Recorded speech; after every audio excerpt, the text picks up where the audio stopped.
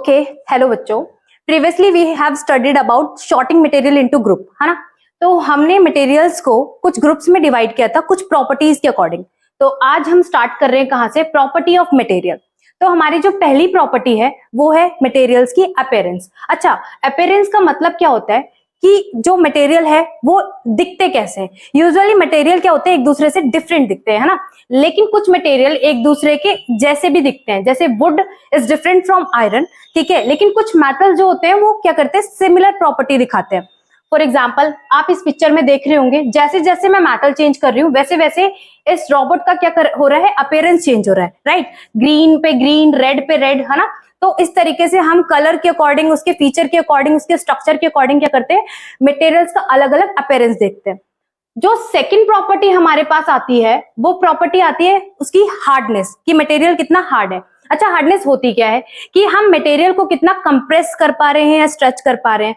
तो जितना मतलब कम उसे स्ट्रेच या फिर कंप्रेस कर पाते हैं वो उतना हार्ड होता है। फॉर एग्जाम्पल, आपको इस पिक्चर में दिख रहा होगा, ठीक है, कि एप्पल हम बहुत इजीली काट पा रहे हैं किससे, नाइफ से। तो नाइफ क्या है, हार्ड है, और आपका जो एप्पल क्या है वो सॉफ्ट मटेरियल है ना।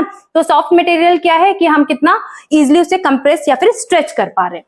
जो थर्ड प्रॉपर्टी होती है हमारे मटेरियल्स की वो क्या होती है, जैसा कि आप पिक्चर में देख पा रहे हैं, है ना।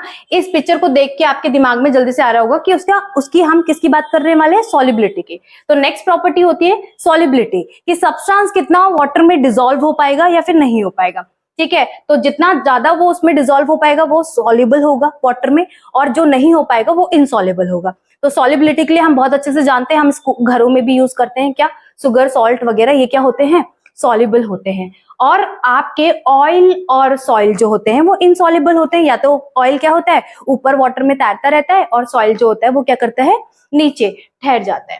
फिर उसके बाद जो नेक्स्ट प्रॉपर्टी आती है आपकी, वो आती है मतलब सॉलिबिलिटी ऑफ सम लिक्विड। अगर हम देखें तो आपके पास क्या है, vinegar, lemon juice, mustard oil और केरोसिन।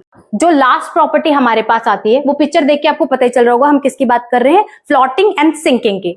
हाँ, तो कैसे डिसाइड होता है कि सरफेस पे जो वाटर सरफेस पे जो चीजें फ्लोट करती हैं, ठीक है, वो क्या कहलाती है, फ्लोट ऑब्जेक्ट्स। जैसे हमारे पास आ गया ड्राई लीफ ऑयल, वो क्या करते हैं, बेसिकली वो वाटर के ऊपर क्या करते हैं, फ्लोट करते हैं, तैरते हैं, है ना।